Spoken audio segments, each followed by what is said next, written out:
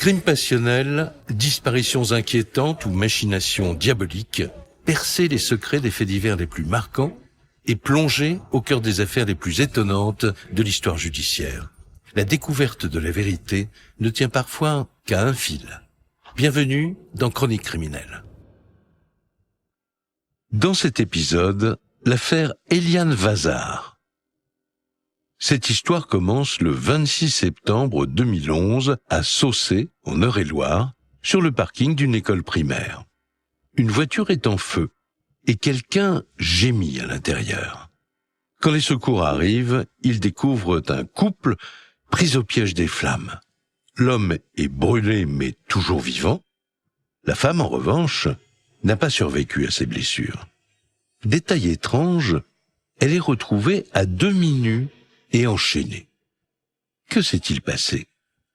L'homme, Jean-Pierre Vazard, explique que son épouse Éliane et lui se livraient à un jeu sexuel qui aurait mal tourné.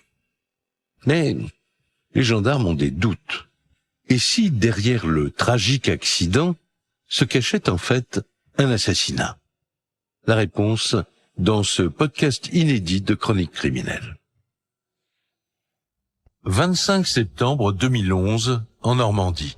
Il est 7 heures du matin lorsqu'une équipe de gendarmerie arrive devant une école primaire. À cette heure-ci, l'endroit est désert. Une voiture grise est stationnée au beau milieu du parking. Les gendarmes s'approchent en silence. À travers les vitres, ils distinguent une scène surprenante. Une femme est enchaînée au siège, à moitié nue. Elle est morte. Dans le coffre, un homme est allongé sous une couette. Autour d'eux, des bouteilles d'alcool, des sextoys et de la lingerie. Qui sont-ils? Et que s'est-il passé dans cette voiture?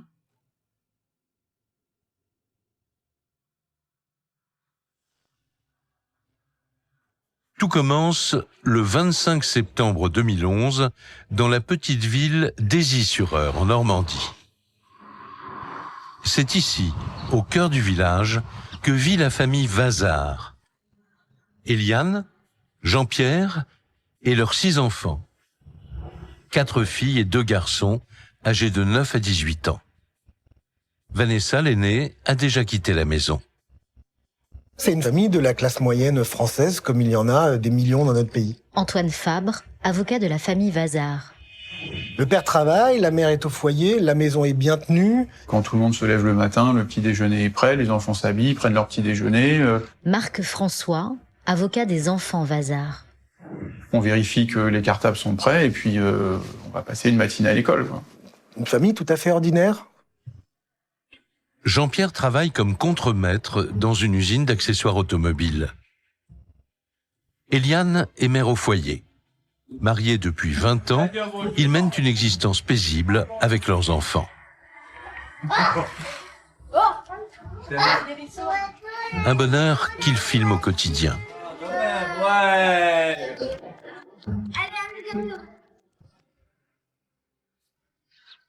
Mais depuis quelques mois, il y a du nouveau chez les Vazard. Ils ont quitté leur maison en pleine campagne et ils ont déménagé au cœur du village. Ils décident effectivement de se rapprocher du centre-ville parce que c'est une demande d'Éliane Vazard de pouvoir avoir plus d'autonomie. Il faut souligner que cette dernière n'a pas le permis de conduire et que donc se retrouver dans une zone pavillonnaire isolée, ça rend sa vie difficile. Cette installation, elle se fait un petit peu contre le gré de Jean-Pierre. Sébastien Deveau, journaliste au Nouveau Détective. Qui lui ne souhaitait pas déménager. Donc, ils vont procéder à un vote.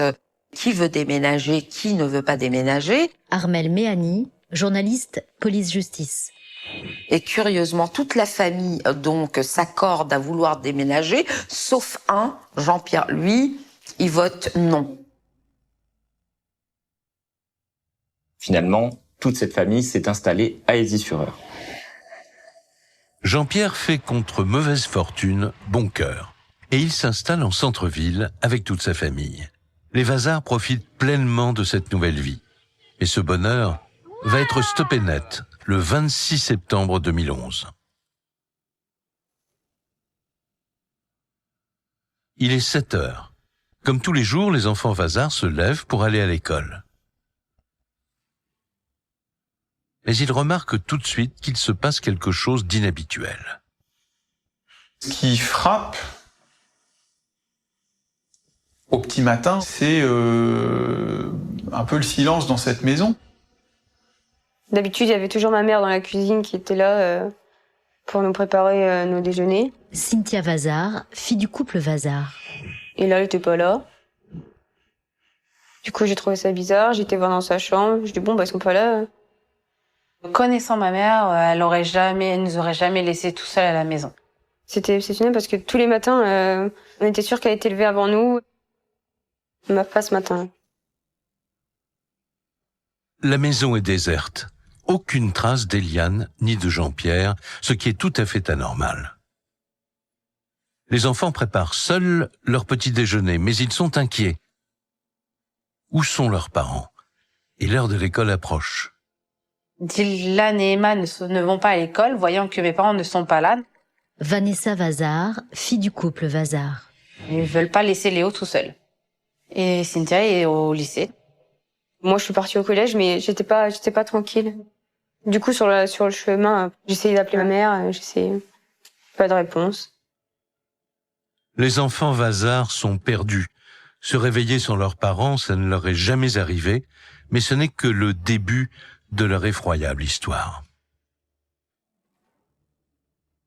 Au même moment, à une dizaine de kilomètres de là, une femme se rend à son travail. Elle fait le ménage à l'école primaire du village. Et ce matin-là, sur le parking, elle tombe nez à nez avec une voiture qui n'a rien à faire là. Elle trouve étrange que cette voiture soit là, qui est dans un état un peu particulier. Ça l'inquiète. C'est à proximité d'une forêt. Il peut y avoir des gens qui traînent près de ces forêts qui sont pas très nettes. Les vitres sont extrêmement foncées et en s'approchant du véhicule, elle entend une voix qui dit « Préviens la police ». La femme est paniquée. Une voiture suspecte et un occupant qui appelle à l'aide, elle alerte immédiatement la gendarmerie.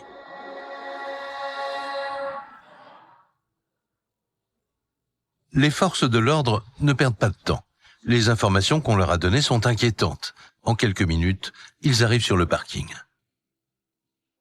Il est 8h15 du matin et les gendarmes se dépêchent sur place et c'est une scène proprement ahurissante qui va se dérouler juste devant leurs yeux. Ils font un tour du véhicule et là, ils entendent des gémissements. À l'aide, à l'aide. Et c'est Jean-Pierre qu'ils vont découvrir tout d'abord, qui est torse nu, enroulé dans une couette Zinedine Zidane. Jean-Pierre Vazard, que ses enfants recherchent depuis le matin, est en mauvaise posture. Il a du mal à parler et il est très grièvement brûlé. Mais les gendarmes font une autre découverte. Ensuite, les gendarmes vont découvrir le corps d'Eliane. Les parties inférieures de son corps sont dénudées. Pantalon descendu, enchaîné, les fesses à l'air. Elle a un poignet qui est attaché sur le ventre, une menotte et une chaîne attachées à un passage de roue à l'arrière. Eliane est morte, est décédée, il y a une rigidité cadavérique, laisse aucun doute, les cheveux sont complètement cramés, ils vont immédiatement l'évacuer vers la mort. Eliane, cette mère de famille de 6 enfants, est morte. Et dans des circonstances mystérieuses. Elle est enchaînée au siège de la voiture, à moitié dénudée, les cheveux brûlés, et les gendarmes ne sont pas au bout de leur surprise. Tout autour de cette scène de crime, les enquêteurs vont trouver de l'alcool, un cutter, des jouets sexuels de type godemiché et notamment des strings.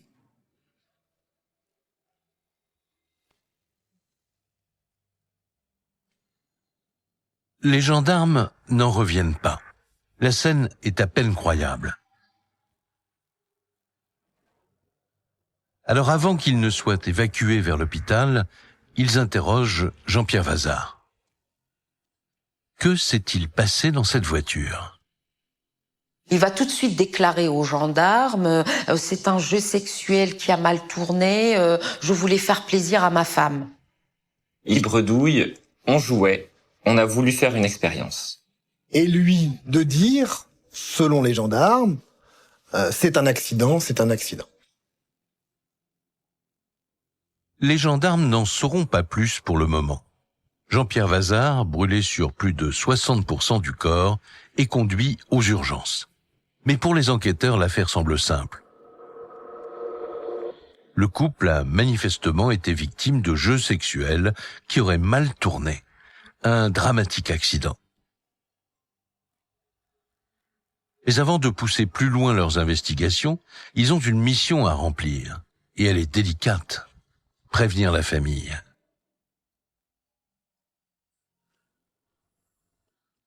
À l'autre bout de la ville, les enfants Vazard sont toujours dans l'angoisse.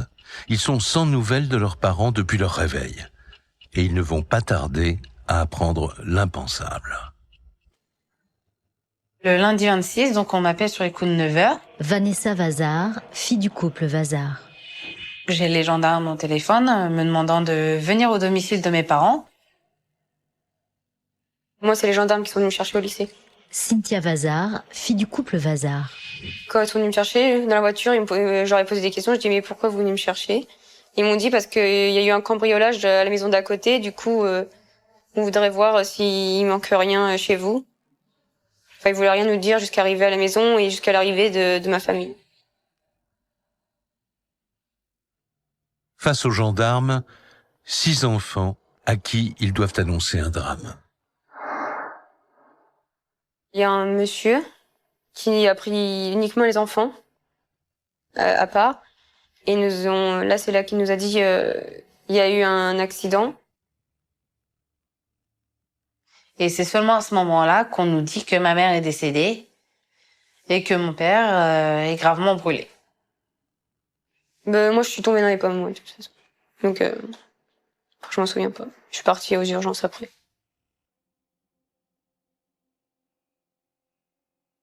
Je suis sur le chemin, mais j'ai du mal à réaliser, j'ai du mal à me dire que c'est vrai. Pour les enfants, la vérité est insupportable. Elle l'est tout autant pour les 2 sœurs aînées d'Eliane. J'ai été accueilli par les gendarmes et ils ont commencé à me dire qu'effectivement, oui, il y avait eu un accident. Michel Ferreira, sœur d'Eliane. Il y avait eu une personne retrouvée décédée et que c'était ma petite sœur Eliane. J'ai une image de la gendarme. Laurence Mailleux, sœur d'Eliane. Elle m'a regardée avec des larmes dans les yeux, en me faisant comprendre que c'était fini, quoi. Voilà, ça a été terrible. Michel et Laurence ont du mal à encaisser la nouvelle. Leur petite sœur est décédée dans un terrible accident. Elles se demandent comment un tel drame a pu arriver. Et elles ne sont pas les seules à se poser cette question.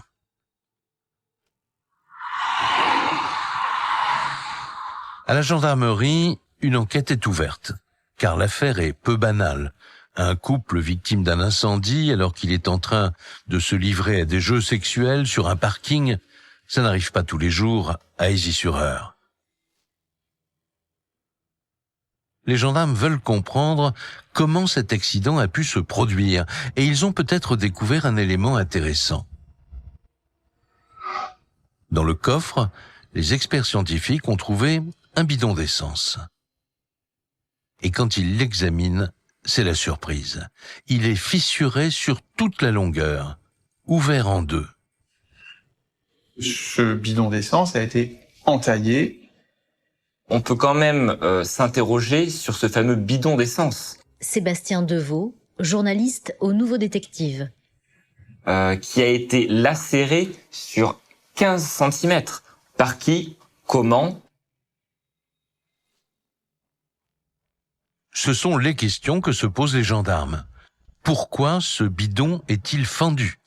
Quelqu'un voudrait-il du mal aux époux Vazard? Leur aurait-on tendu un piège pour faire croire à un accident? Pour tenter d'y voir plus clair, les gendarmes essayent d'en apprendre plus sur le couple. À la gendarmerie, les enquêteurs interrogent les proches. Ils voudraient comprendre qui sont Éliane et Jean-Pierre Vazard. Avaient-ils des ennemis susceptibles de leur vouloir du mal? Pour savoir à qui ils ont affaire, ils commencent par le début. La rencontre du couple il y a 30 ans. Alors c'était au début des années 80 dans la petite ville de Molles, une ville à 45 km à peu près de Paris. La famille Vazard habitait dans un immeuble et il se trouve qu'Éliane était exactement dans la même cage d'escalier, au même palier. Jean-Pierre a commencé à tourner un petit peu autour de ma sœur, donc ils se sont connus très jeunes. Ils ont fini par se voir de plus en plus, aller au cinéma, et finalement, ils sont tout simplement tombés amoureux l'un de l'autre. Jean-Pierre a 21 ans, Éliane 19, et entre eux, c'est le grand amour. Contre l'avis de leurs parents qui les trouvent trop jeunes, ils s'installent ensemble et se marient 2 ans plus tard. Très vite, le premier enfant arrive. Vanessa. Puis viennent Maëva, Cynthia, Dylan, Emma et Léo. 6 enfants en 13 ans.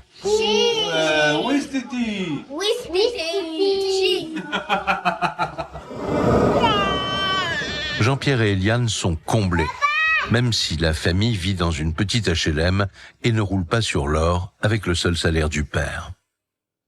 Jean-Pierre Vazard est un ouvrier ou contremaître dans une usine. Antoine Fabre, avocat de la famille Vazard. Il est plutôt bien vu de ses collègues de travail. Il est assez investi dans son métier. Jean-Pierre Vazard était bien perçu, il était très sympathique. Il rendait service dès qu'on en avait besoin, aussi bien avec ses copains, ses collègues au travail. C'était quelqu'un de bien, quoi. C'était pour rire, Pascal.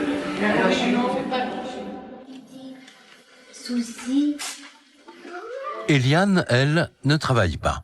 Elle s'occupe des enfants et s'épanouit dans son rôle de maman. C'est une femme ordinaire qui n'est pas spécialement coquette, qui fait passer sa vie de mère certainement peut-être avant sa vie de femme. C'est une femme qui prend grand soin de son intérieur. Marc François, avocat des enfants Vazard. Qui s'occupe de sa maison, qui s'occupe de ses enfants. Ma petite sœur, c'est une maman poule.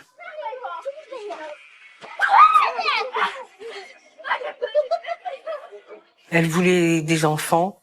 Elle a tout fait pour ses enfants. Tout. Très protectrice. Toujours à nous écouter. Vanessa Vazard, fille du couple Vazard. Elle faisait tout en fonction de nous, en fait. Ah, la tricheuse! Alors, elle fait n'importe quoi pour ses enfants. Enfin, c'est le cœur battant de cette maison, bien sûr. C'est elle qui organise, c'est elle qui fait vivre tout ça. Pour cette famille nombreuse, la vie s'écoule tranquillement, en compagnie des sœurs d'Éliane et de leurs enfants. Et chaque occasion est prétexte à faire la fête. Je veux dire, il y avait la joie de vivre.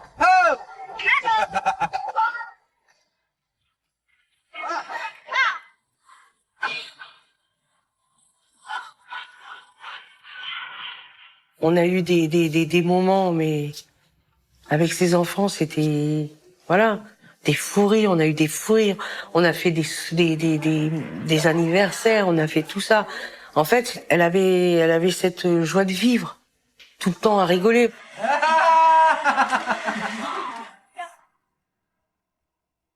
Les gendarmes sont étonnés. Rien dans le portrait d'Éliane et de Jean-Pierre ne laisse présager une fin aussi dramatique. Pas de querelle, pas d'embrouille avec des proches qui pourraient leur en vouloir suffisamment pour percer un bidon d'essence et tenter de les tuer. Alors, ils s'intéressent à une nouvelle facette du couple qui pourra peut-être faire avancer leur enquête. Leur vie sexuelle. En interrogeant les proches, les enquêteurs découvrent qu'Eliane et Jean-Pierre avaient une liaison un peu particulière. Le rythme des rapports sexuels demandés par Monsieur Vazard, effectivement, est très au-dessus de la moyenne. Ouais. C'est-à-dire que c'est assez atypique, oui. Ils vont se mettre à acheter des accessoires. Armelle Méhani, journaliste police-justice. Des sextoys. Enfin, c'est quand même un peu bizarre. Il y avait des godemichés, Emmanuel Gomez, avocat de la défense. il y avait des chaînes, il y avait des menottes, etc. Bon, voilà. Une sexualité débridée. Voilà une information qui intéresse les gendarmes et qui corrobore ces jeux sexuels dans la voiture qui auraient mal tourné. Mais un détail les interpelle. Les proches sont unanimes pour dire qu'Eliane ne s'y prêtait pas de bon cœur. Eliane, d'après les éléments dont on dispose, n'est pas hyper branchée sur le sexe. Ma petite sœur était pas comme ça. Un jour, je lui ai demandé si elle couchait encore. Elle avait encore quelque chose avec lui. Et... Laurence Mailleux, sœur d'Eliane. Et elle m'a dit comme ça, d'un air, pour le fun. Donc ça voulait bien dire ce que ça voulait dire, quoi. Pour moi, elle n'avait pas le choix, quoi. Elle en avait marre, elle n'en pouvait plus, ça c'est sûr, parce que ça, elle me l'a dit. Selon sa famille, Eliane ne partageait pas les fantasmes de son mari. Mais cela a-t-il un rapport avec l'accident? Et comment expliquer la présence de ce bidon percé? Pour le moment, les gendarmes n'ont pas d'explication. Et le mystère va encore s'épaissir en recevant les conclusions des médecins légistes. Comme à chaque décès suspect, le corps d'Eliane a été autopsié. Et le rapport des experts est formel. Elle n'est pas décédée à cause des brûlures. Eliane Vazard. Jacques Joannopoulos, journaliste à l'Écho républicain de Chartres. Est décédée à la suite d'une intoxication par les fumées. Ma petite sœur Michel Ferreira, sœur d'Eliane. était retrouvée morte, asphyxiée, avec un taux de monoxyde de carbone très très important dans le corps. Une mort par intoxication. Un cas malheureusement classique lors d'un incendie. Mais il y a un problème. On a quand même la question... Roland Coutenceau, psychiatre, criminologue. Pourquoi elle est morte par asphyxie et pas lui? Eliane et Jean-Pierre étaient allongés côte à côte dans la voiture. Ils ont donc inhalé les mêmes fumées toxiques. Alors comment a-t-il pu en réchapper et pas elle? La seule solution pour le savoir, c'est d'interroger Vazard. Mais les gendarmes vont devoir attendre, car l'homme est toujours à l'hôpital, au service des grands brûlés. En attendant, les experts scientifiques passent la voiture au peigne fin, et ils remarquent un détail étrange. À cause de l'incendie, le plafond de la voiture s'est totalement désagrégé. Ces cendres se sont répandues dans tout le coffre, sauf sur Vazard. Et Monsieur Vazard est retrouvé dans le coffre au matin, entouré d'une couette blanche immaculée sur laquelle il n'y a pas de cendre. Jean-Pierre Vazard n'en avait pas sur lui. Comment ça se fait? Comment la cendre a-t-elle pu se déposer dans tout le coffre et épargner Vazard? C'est impossible. Les gendarmes commencent à se demander si l'homme ne leur cache pas quelque chose. Et leurs soupçons vont encore se renforcer dans les heures qui suivent. Pendant ce temps-là, dans la maison d'Aisy-sur-Eure, la vie continue tant bien que mal. Les enfants Vazard tentent de surmonter ce drame comme ils peuvent. Un avocat est désigné par un administrateur pour défendre leurs intérêts. Il se souvient encore de la détresse de la fratrie. Je rencontre les enfants pour la première fois à mon cabinet. J'ai toute la fratrie qui est présente. Et c'est un moment compliqué, difficile. Marc François, avocat des enfants Vazard.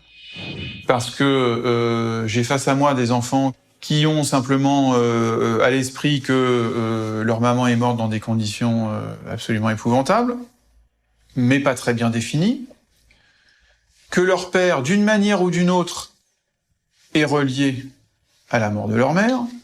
Les enfants, ils sont encore dans cette forme de sidération. Du jour au lendemain, ces enfants se sont retrouvés sans parents. Une maman décédée et un papa à l'hôpital. C'est un bouleversement total pour les 6 enfants. Ils se retrouvent livrés à eux-mêmes. Léo, le plus jeune, a seulement 9 ans. Vanessa, l'aînée, est la seule à être majeure. C'est la sœur aînée Vanessa, qui à l'époque est déjà en couple et en appartement, qui décide de rester dans la maison familiale avec tous ses frères et sœurs. Je quitte mon appartement. Vanessa Vazard, fille du couple Vazard. Et donc je prends mes frères et sœurs à ma charge, pour leur éviter qu'ils soient séparés ou dans des familles d'accueil. Le fait que ce soit notre grande sœur, ça a été très compliqué. Cynthia Vazard, fille du couple Vazard. C'est pas le fait d'un manque, c'est de plus pas pouvoir dire en fait maman, papa, enfin c'est d'avoir une vraie famille quoi qui manque. À 18 ans, Vanessa se retrouve à la tête d'une famille nombreuse. Elle doit gérer ses 5 frères et sœurs. La vie n'est pas simple tous les jours. L'argent ne tarde pas à manquer. Les enfants vivent effectivement difficilement. Antoine Fabre, avocat de la famille Vazard. Il n'y a pas de subside de l'État qui leur soit octroyé. Ils vivent du soutien de la famille. Les moyens qu'on a, c'est le salaire de mon mari. Donc les débuts sont très difficiles. D'ailleurs, la famille et les amis nous font des courses parce qu'on peut pas.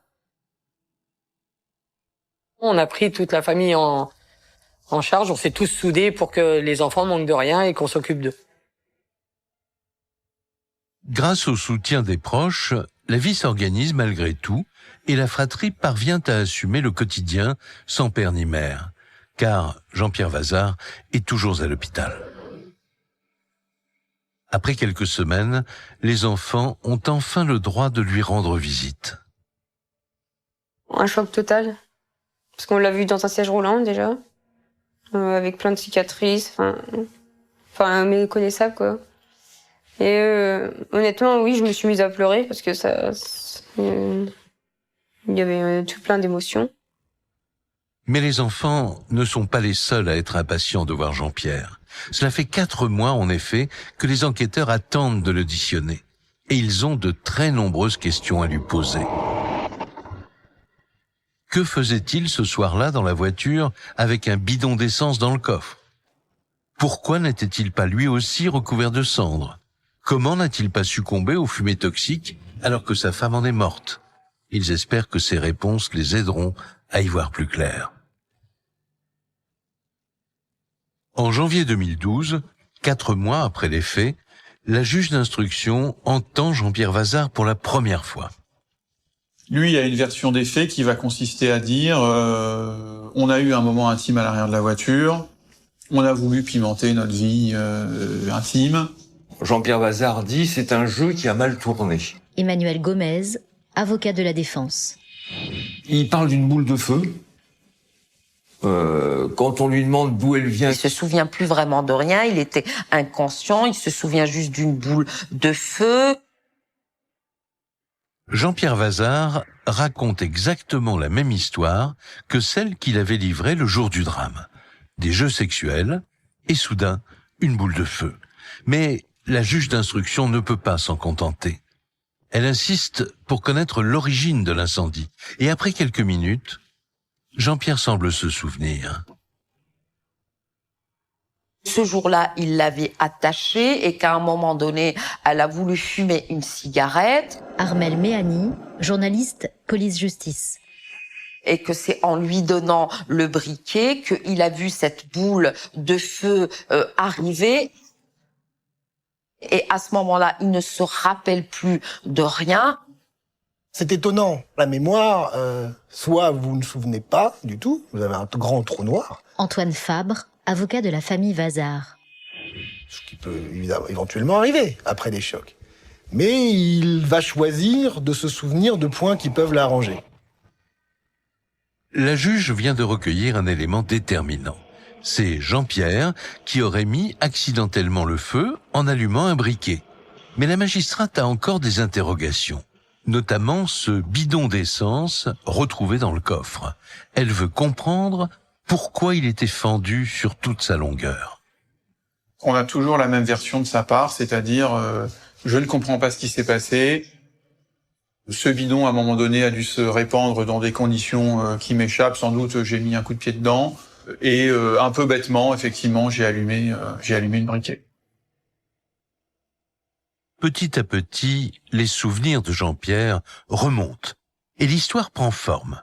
Pendant leurs ébats, il aurait donné un coup de pied dans le bidon d'essence qui se serait percé. Au même moment, Eliane aurait eu envie d'une cigarette, alors il aurait allumé un briquet et la voiture se serait enflammée. La juge d'instruction a maintenant la version de Jean-Pierre sur le drame. Mais elle se pose une dernière question. Elle veut en savoir plus sur ce plafond consumé. Les cendres se sont répandues dans toute la voiture, sauf sur Jean-Pierre. Cette fois, il n'a pas d'explication. Il dit, il y a eu cette boule de feu, j'ai perdu connaissance, à un moment donné j'ai eu froid, je me suis emmitouflé dans la couette. Je ne suis pas sorti de l'habitacle, je suis en état de choc, je reste là un demi-inconscient, et à un moment, j'entends des gens au matin, c'est-à-dire 8 heures plus tard, 7 heures plus tard, autour du véhicule, qui sont les gendarmes, et à ce moment-là, je dis au secours, au secours. La juge d'instruction n'en saura pas plus. Mais après tout, Jean-Pierre a subi un terrible accident et il n'est pas anormal qu'il ne se souvienne pas complètement de ce qui s'est passé ce soir-là. Cependant, pour ne rien laisser au hasard, les gendarmes font une dernière vérification. L'emploi du temps de la famille le jour du drame. Et un élément va chambouler le cours de l'enquête.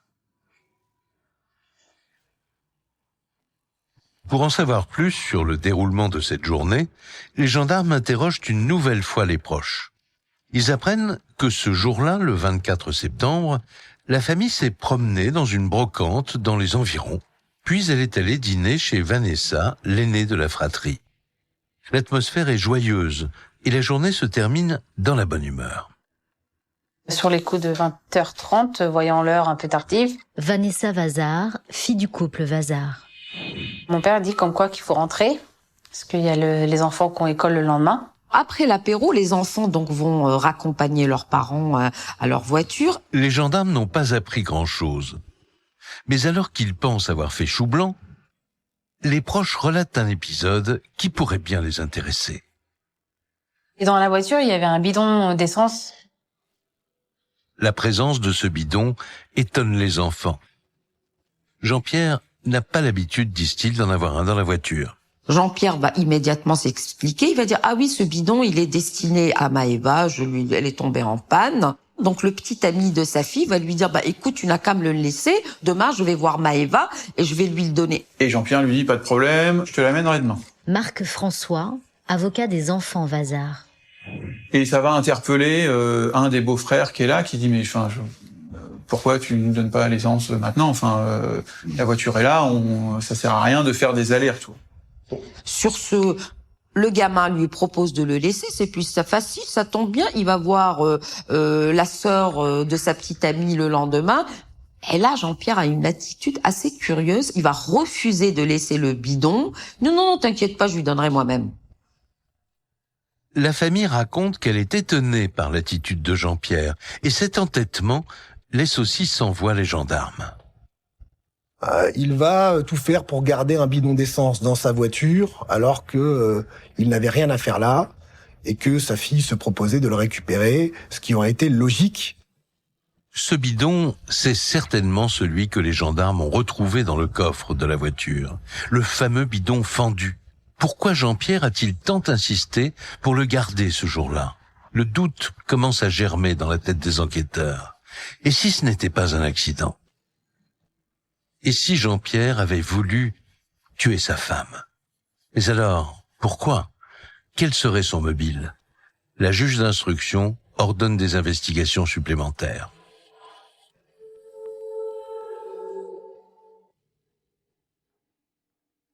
Les enquêteurs convoquent à nouveau les proches.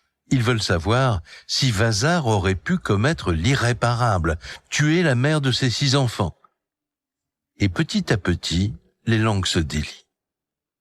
Tout au long des auditions, les gendarmes vont interroger l'entourage, la famille, les collègues, et là, ils vont découvrir la face cachée de Vazard. Après la naissance de leurs enfants, Sébastien Deveau, journaliste au Nouveau Détective.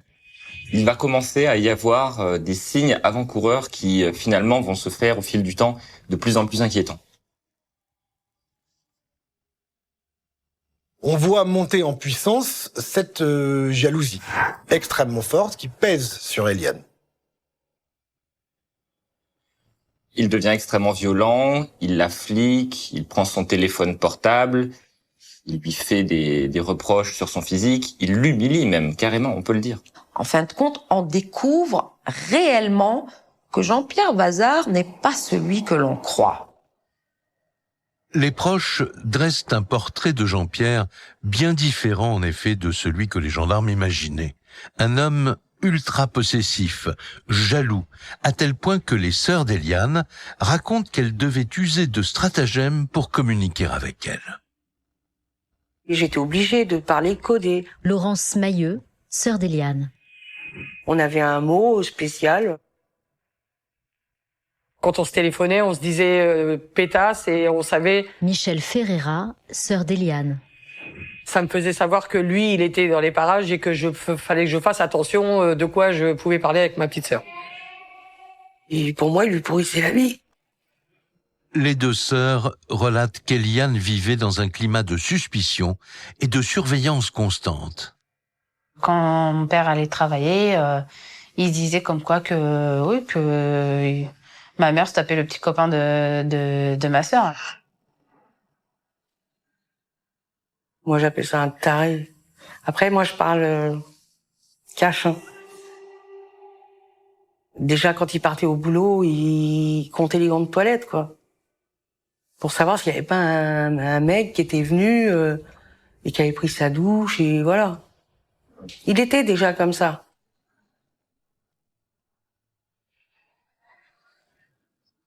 Les proches racontent qu'Eliane vivait un enfer. Vazard multipliait les crises de jalousie. À l'occasion d'un déménagement, par exemple, Antoine Fabre, avocat de la famille Vazard. un de ses amis soulève une table avec Eliane Vazard de l'autre côté. Quand vous bricolez ou autre, vous avez un peu votre t-shirt qui s'écarte, hein, voilà. Elle s'est penchée pour prendre un carton. Et voilà, on a vu apparaître légèrement un décolleté. Il y aurait eu le frère d'un très bon ami de la famille qui aurait jeté le décolleté de ma mère en soi-disant en insistant et que ça aurait pas du tout plu à mon père. Et il va se brouiller définitivement avec cet ami de 25 ans pour ce prétendu regard dans le décolleté de son épouse. Jean-Pierre Vazard était d'une jalousie maladive, excessive. Emmanuel Gomez, avocat de la défense. De ces genres de maladies qui empoisonnent la vie de son entourage, mais qui empoisonnent également la vie du jaloux lui-même, mais c'est plus fort que lui, et il est dans cette spirale infernale. Les gendarmes apprennent que la jalousie de Jean-Pierre Vazard empire d'année en année. Elle franchit un palier supplémentaire quelques mois avant le drame, car ce déménagement en centre-ville accroît ses angoisses. C'est très mauvais pour lui, là, parce qu'il commence un petit peu à se faire un petit film dans sa tête. Ouïouïouï, Eliane va s'émanciper, elle se rapproche de la ville, elle va rencontrer des gens. Armel Méhani, journaliste police-justice. Plus particulièrement des mecs, lui qui est obsédé par la jante masculine, il va se faire des films, et là, il va très mal. C'est le printemps de tous les dangers. D'autant plus qu'Eliane, jusque-là mère au foyer, venait de trouver un travail. Elle avait trouvé un travail à Saucé dans une école maternelle. Elle devait commencer la semaine quand il y a eu le drame. Donc elle voulait passer son permis pour avoir un peu plus d'autonomie. Ce qui, à mon avis, n'est pas forcément du goût de Jean-Pierre. Je pense que il a pris peur de tout ça et il avait tellement peur qu'elle parte que... Cynthia Vazard, fille du couple Vazard. Parce qu'elle voulait faire sa vie, trouver un travail, faire le permis, être dépendante, quoi. D'après ses proches, Vazard devient de plus en plus menaçant. Il raconte même que 8 jours avant le drame, le 17 septembre, Jean-Pierre aurait proféré des menaces à l'encontre de sa femme lors d'une fête de mariage. Pendant ce mariage, ma sœur s'amusait beaucoup. Elle avait retrouvé sa famille et ses amis. Et soi-disant que pendant cette soirée, il a dit à une de ses filles que ta mère en profite, ça va pas durer.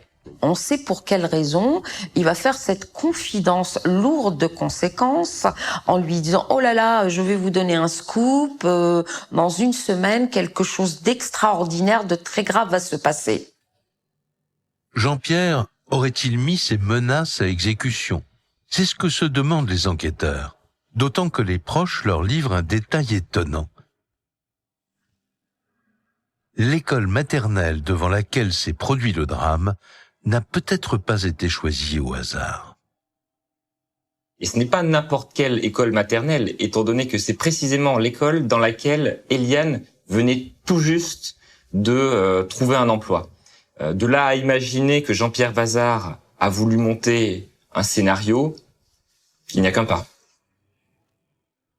Ce portrait, dressé par les proches, marque un tournant dans l'enquête. La juge d'instruction vient de découvrir le nouveau visage de Jean-Pierre Vazard, un homme maladivement jaloux et possessif. Et ce pourrait être son mobile, la peur irraisonnée que sa femme ne lui échappe. Il est maintenant le suspect numéro 1.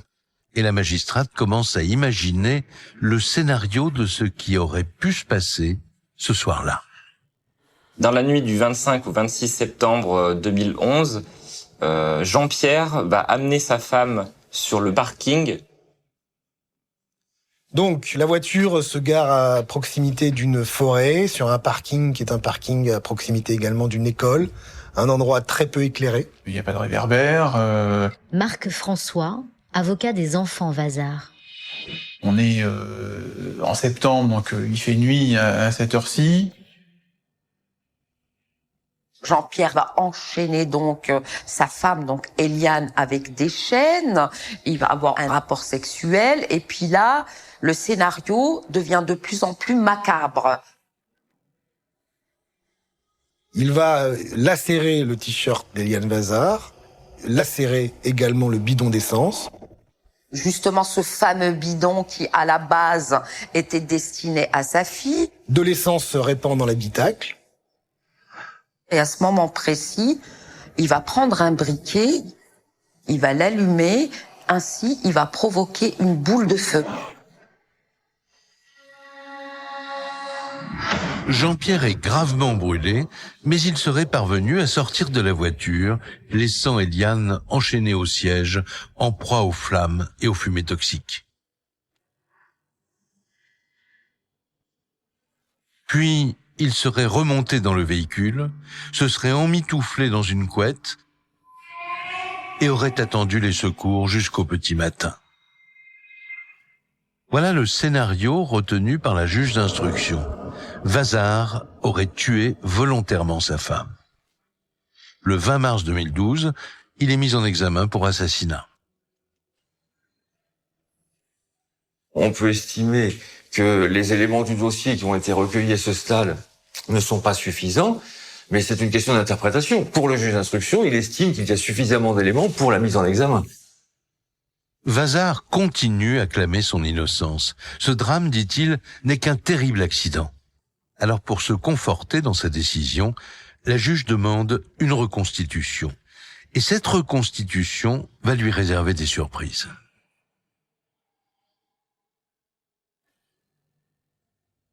En octobre 2012, un an après le décès d'Éliane, les gendarmes reproduisent à la lettre le scénario de Jean-Pierre Vazard, celui de l'accident. Ils attachent une femme au siège de la voiture, ils fendent un bidon avec les pieds, l'essence commence à couler, ils allument alors un briquet, et là, il y a un hic.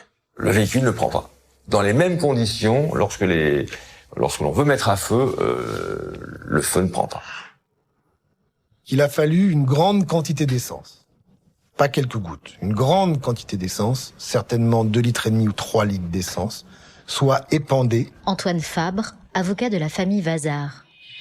Pour que le feu puisse prendre en allumant un briquet. Donc la thèse, qui est celle d'un épandage accidentel de l'essence, est une thèse qui, encore une fois, ne convainc pas. La juge d'instruction est confortée dans ses convictions. Jean-Pierre aurait arrosé volontairement la voiture d'essence, puis mis le feu pour supprimer sa femme. En apprenant la nouvelle, la famille est sous le choc. J'étais loin de m'imaginer quand même qu'il aurait pu réussir à faire une chose pareille. Laurence Mailleux, sœur d'Éliane. Quand même. Parce qu'on n'arrive pas à réaliser. On n'enlève pas la vie gratuitement à une personne sous prétexte qu'on peut plus vivre ensemble. Michel Ferreira, sœur d'Éliane. Je lui pardonnerai jamais. Jamais. C'est pas possible. C'est un assassin. Il voulait la tuer. Il a réussi. Il l'a tuée. Il a fait du mal à tout le monde. J'imagine très bien ma petite sœur attachée, en train de pleurer et peut-être même de le supplier. Et je le vois lui, avec sa façon d'être et de dire, tu vois, maintenant, regarde ce que je vais te faire. Il l'a regardé mourir, quoi, en fait. Pour les 6 enfants, la vérité est insupportable. Au fond, moi, je sens que c'est lui, mais j'ai l'espoir que non. Vanessa Vazard, fille du couple Vazard. Car c'est le seul qui me reste, donc je me dis que c'est pas possible, c'est forcément autre chose. Mais je sais pas comment expliquer. Au fond, moi, je sais que c'est lui.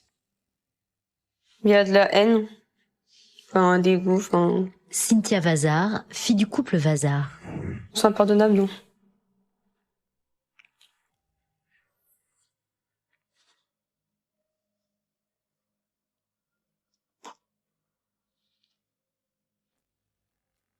Pourtant, la famille n'est pas au bout de ses peines. Parce qu'il est gravement brûlé et qu'il est soutien de famille, Jean-Pierre n'est pas mis en détention provisoire. Il reste libre, sous contrôle judiciaire, et il s'installe chez sa sœur à 20 kilomètres de la maison familiale, une nouvelle épreuve pour ses proches. Pendant cette période-là, il a interdit de venir sur les communes de Hézy et de Saucé. Sans mentir, il y avait quand même la peur qu'il s'en prenne à nous, vu qu'il était en liberté. De me retrouver face à face à lui, ça me faisait pas peur, mais qu'il soit derrière mon dos et qu'il me surprenne, ça oui, j'avais peur. Et cette situation va durer de longues années, pendant lesquelles la famille vit la peur au ventre. Le pire, c'est pour les enfants. Vazard est censé subvenir à leurs besoins, mais c'est loin d'être toujours le cas. Il nous coupe 2-3 fois le gaz d'électricité. C'était dur, hein, parce que rester plusieurs mois sans pouvoir se laver correctement. Et nous, on avait vécu toute la trêve hivernale sans gaz. Il a eu ce moment où il a pensé qu'on se moquait de lui en abusant d'un certain nombre de consommation, où il a arrêté de payer, voilà, point. Emmanuel Gomez, avocat de la défense. Est-ce que c'est une bonne réaction? Non, je vous le concède. Mais est-ce que c'est la réaction qui révèle qu'on a affaire à un assassin, un meurtrier, un sale bonhomme? Bon, non, pas forcément. Les mois passent, mais la justice prend son temps. Les tribunaux sont engorgés et le dossier Vazard n'est pas une priorité. On a l'habitude et c'est parfaitement logique. Marc François, avocat des enfants Vazard. d'entendre d'abord les dossiers dans lesquels les accusés sont détenus. Ce qui n'était pas le cas de Jean-Pierre Vazard, puisqu'il était libre. Donc c'est pour cette raison que ce dossier a été audiencé tardivement. Il est resté 5 ans en liberté. Michel Ferreira, sœur d'Eliane. On met des gens en prison pour moins que ça, et lui, avec un assassinat, il est 5 ans à être en liberté. Ça, la famille et moi-même, on n'a jamais compris, on ne sait pas pourquoi. Hein. Pour ne rien arranger, la famille n'a pas pris d'avocat à la suite du drame. Alors personne ne fait accélérer les choses. On nous explique non, c'est pas utile de prendre un avocat, puisque les enfants vont avoir un avocat, ils sont quasiment tous mineurs, donc ils vont avoir un avocat pour se défendre. Donc nous, la famille, c'était pas utile. Ils se disent, bon, la justice va faire naturellement son travail. Antoine Fabre, avocat de la famille Vazard. Et ils s'aperçoivent que sans avocat qui actionne un petit peu, qui aiguillonne le service judiciaire, eh bien rien ne se produit. La famille n'en peut plus d'attendre ce procès qui n'arrive pas. Alors elle multiplie les lettres à François Hollande, le président de la République de l'époque, et à Christiane Taubira, la garde des Sceaux. Elle alerte même les médias. À ce jour, on sait tous, la famille et moi, que c'est lui qui a assassiné ma petite sœur. Et ce qui nous met en colère, c'est qu'aujourd'hui, il est toujours en liberté. Il n'a pas effectué une seule heure de prison. Et nous, on souhaite qu'aujourd'hui, justice soit rendue. Rien n'y fait. 4 ans après le drame, la famille prend enfin un avocat et les procédures s'accélèrent. Une date d'audience est fixée. Mais ce procès va être une nouvelle épreuve. Le 9 décembre, 5 ans après la mort d'Eliane, le procès de Jean-Pierre Vazard s'ouvre devant la cour d'assises de Chartres. L'enjeu est primordial car 2 scénarios s'opposent. Celui de Vazard, c'est celui de l'accident. Celui de la juge d'instruction, c'est celui de l'assassinat. Mais la magistrate a-t-elle assez d'éléments pour prouver sa culpabilité? Si oui, Vazard risque la perpétuité. Sinon, il pourrait être simplement relaxé. Dès l'ouverture du procès, Jean-Pierre Vazard nie et ne donne aucune explication, prétextant qu'il est frappé d'amnésie. Moi, je considère que dans le dossier, il n'y a pas suffisamment d'éléments. Emmanuel Gomez, avocat de la défense. Pour avoir la certitude de la culpabilité de Jean-Pierre Vazard. Point. C'est tout l'objet de mon axe de défense. Il explique aux jurés qu'il s'agit d'un accident. Sébastien Deveau, journaliste au Nouveau Détective. Qu'il aimerait bien se rappeler, mais qu'il n'a pas les moyens de se rappeler, et d'ailleurs qu'il le regrette. On lui a prêté un certain nombre d'intentions, en disant « vous ne répondez pas, c'est un système de défense ». Même les experts disent qu'au travers de ce qu'il a subi comme blessure, notamment ce passage dans le coma artificiel, a pu altérer ses capacités de mémoire. Le procès dure 3 jours. 3 jours terribles pour la famille, d'autant qu'il se déroule dans des circonstances exceptionnelles. C'est très très rare. Jacques Joannopoulos, journaliste à l'Écho républicain de Chartres. Qu'un accusé qui risque si gros comparaisse libre. Il faut comprendre que la ville de Chartres n'est pas une très grande ville. Et quand les débats ont lieu le matin et qu'à la pause de midi, vous allez déjeuner, vous le croisez dans la rue. Vous le croisez au bar avec en train de grignoter. Quand vous avez l'assassin de votre petite sœur qui est là devant vous. Laurence Mailleux, sœur d'Eliane. Parce qu'il a comparu libre. Vous avez qu'une envie, quoi. Il est là à quelques mètres de vous. Vous allez à la machine à café au tribunal, il est derrière vous, quoi. C'est quand même assez surréaliste. Le suspense est insoutenable. L'accusation revient à la charge sur les incohérences du récit de Vazard, sur la préméditation, sur sa jalousie, et ces arguments semblent ébranler les jurés. Le 13 décembre 2016, 5 ans après le drame, Jean-Pierre Vazard est condamné à 25 ans de réclusion pour assassinat. Il fait appel et le 6 avril 2018, sa peine est ramenée à 20 ans. Pour la famille, la page judiciaire se tourne, mais elle n'adoucit pas son chagrin. Je ne pourrai jamais lui pardonner ce qu'il a fait à ma mère. Vanessa Vazard, fille du couple Vazard. Mon père est mort le jour où ma mère est décédée. Le deuil de ma petite sœur Eliane, non, je l'ai pas fait. Je pense que je le ferai jamais. Michel Ferreira, sœur d'Eliane. Parce que pour moi, partir dans ces conditions-là, je l'accepte pas. Ça reste quand même mon père, donc... Cynthia Vazard, fille du couple Vazard. Et je me dis qu'il a gâché toute sa vie, et la nôtre. Ben, honnêtement, à l'heure d'aujourd'hui, je ne dors pas. Ma petite sœur est toujours là. Et voilà, je le vis très mal. Moi, sans elle, je survis.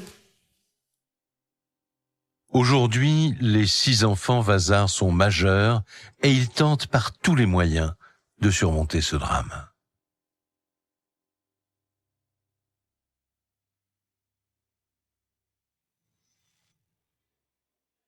Vous venez d'écouter Chronique criminelle. Si l'épisode vous a plu, n'hésitez pas à mettre des étoiles, à commenter ou à vous abonner sur votre plateforme d'écoute préférée. Et retrouvez dès la semaine prochaine un nouvel épisode de Chronique criminelle.